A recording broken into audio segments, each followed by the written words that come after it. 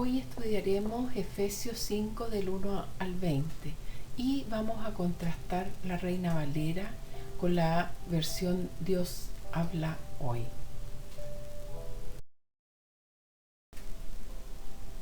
Andad como hijos de luz.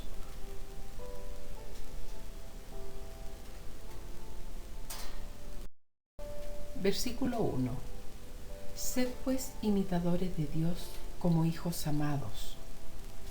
La otra versión dice, ustedes como hijos amados de Dios procuren imitarlo.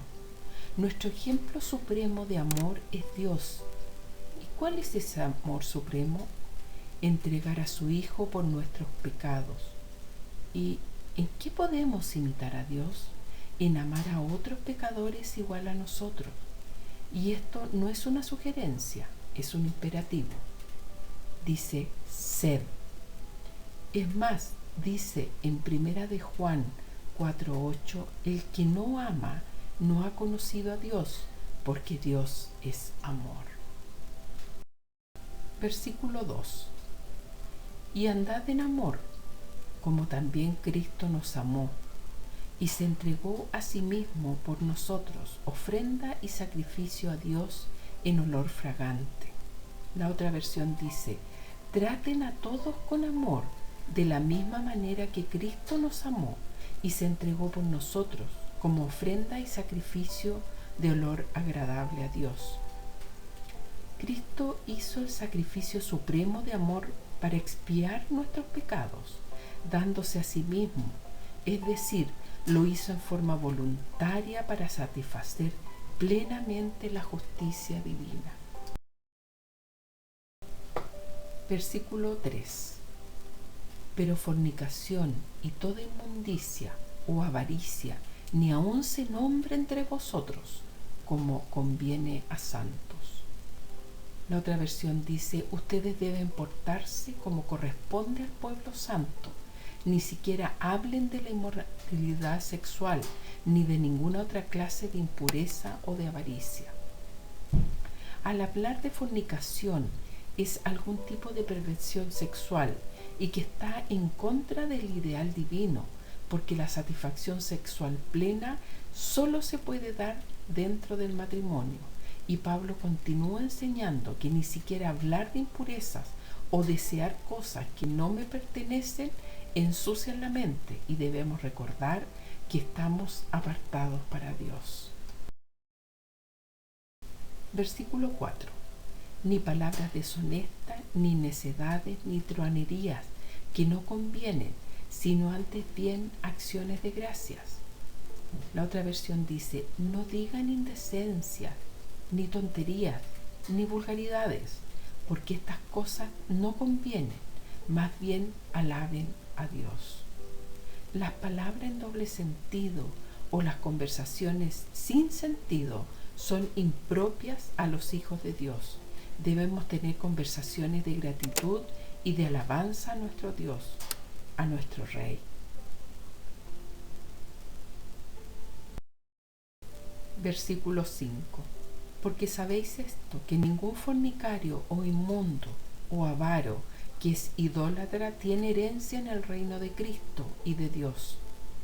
La otra versión dice, pues tengan por cierto que quien comete inmoralidades sexuales o hacen cosas impuras o se dejan llevar por la avaricia, que es una especie de idolatría, no pueden tener parte en el reino de Cristo y de Dios. ¿Podríamos creer que un fornicario o inmundo o avaro o idólatra que habla o practica estos pecados podrían heredar el reino? Está claro que de ninguna manera. Cuidemos en lo que pensamos y en lo que hablamos. Versículo 6. Nadie os engañe con palabras vanas, porque estas cosas viene la ira de Dios sobre los hijos de desobediencia. Que nadie los engañe con palabras huecas, porque precisamente por estas cosas viene el terrible castigo de Dios sobre aquellos que no le obedecen. Por tanto, no debemos engañarnos creyendo que desplazando a Dios podríamos igual heredar la vida eterna y ser copartícipes con Cristo. Al contrario, estás siendo acreedor al juicio e ira divina. La vida de un hijo de Dios no puede caracterizarse por el pecado persistente. Versículo 7. No seáis pues partícipe con ellos. La otra versión dice: no tengan ustedes pues ninguna parte con ellos. Satisfacer los deseos de la carne es incompatible a ser copartícipes con Cristo, como lo dice en 2 Corintios 6, 14 al 18. No os unáis en yugo desigual con los incrédulos, porque ¿qué compañerismo tiene la justicia con la injusticia? ¿Y qué comunión la luz con las tinieblas? ¿Y qué concordan Cristo con Belial? ¿O qué parte el creyente con el incrédulo? ¿Y qué pues acuerdo hay entre el templo de Dios y los ídolos? Porque vosotros sois el templo de Dios viviente. Como Dios dijo: habitaré y andaré entre ellos, y seré su Dios, y ellos serán mi pueblo. Por lo cual salid de en medio de ellos y apartaos, dice el Señor, y no toquéis lo inmundo, y yo os recibiré, y seré para vosotros por padre, y vosotros me seréis hijos e hijas, dice el Señor Todopoderoso. Versículo 8. Porque en otro tiempo erais tinieblas, mas ahora sois luz en el Señor, andad como hijos de luz. La otra versión dice: ustedes antes vivían en la oscuridad, pero ahora, por estar unidos al Señor, viven en la luz. Pórtense como quienes pertenecen a la luz. Antes de conocer a Cristo participábamos con los hijos de las tinieblas, con esa naturaleza oscura, pero ahora somos hijos de Dios, que es luz, como lo dice en Filipenses 2:15, para que seáis irreprensibles y sencillos, hijos de Dios sin mancha en medio de una generación maligna y perversa, en medio de la cual resplandecéis como luminares en el mundo. Versículo 9. Porque el fruto del Espíritu es toda bondad, justicia y verdad.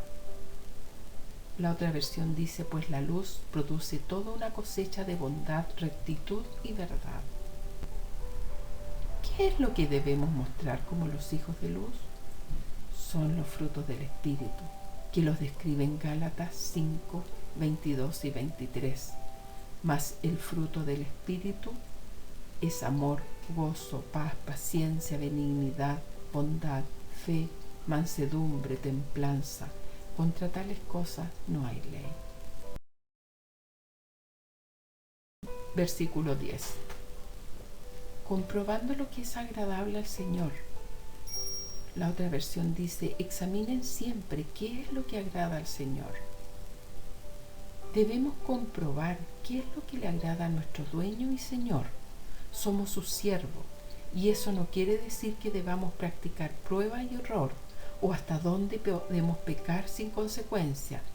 Eso no, y nunca es compatible con nuestra nueva naturaleza. En nuestro caso, nunca el fin va a justificar los medios. Versículo 11.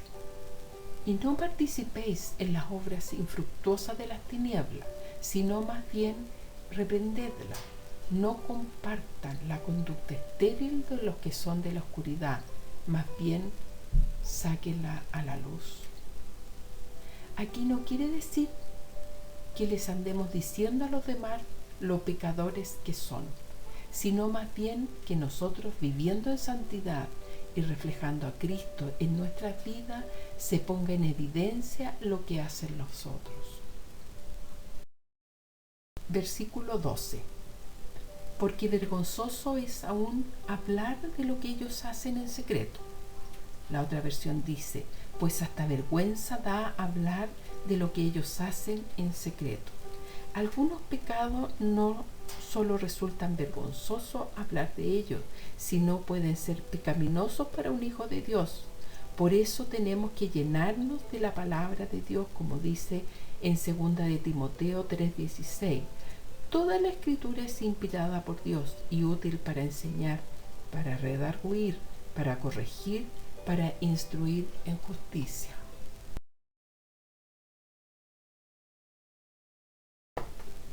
Versículo 13. Mas todas las cosas, cuando son puestas en evidencia por la luz, son hechas manifiestas, porque la luz es lo que manifiesta todo. La otra versión dice: pero cuando todas las cosas son puestas al descubierto por la luz, quedan en claro. ¿Qué le podemos ocultar a nuestro Dios? La luz muestra todo y a todos, y los que están en oscuridad los puede atraer a la luz. Versículo 14. Por lo cual dice: despiértate tú que duermes, y levántate de los muertos, y te alumbrará Cristo. La otra versión dice: porque todo lo que se deja poner en claro participa de la luz. Por eso se dice: despierta tú que duermes, levántate de entre los muertos, y Cristo te alumbrará. Imagínate que la luz que muestra Cristo a través de ti pueda llegar a los que te rodean, como dice Isaías 61. Levántate, resplandece, porque ha venido tu luz, y la gloria de Jehová ha nacido sobre ti.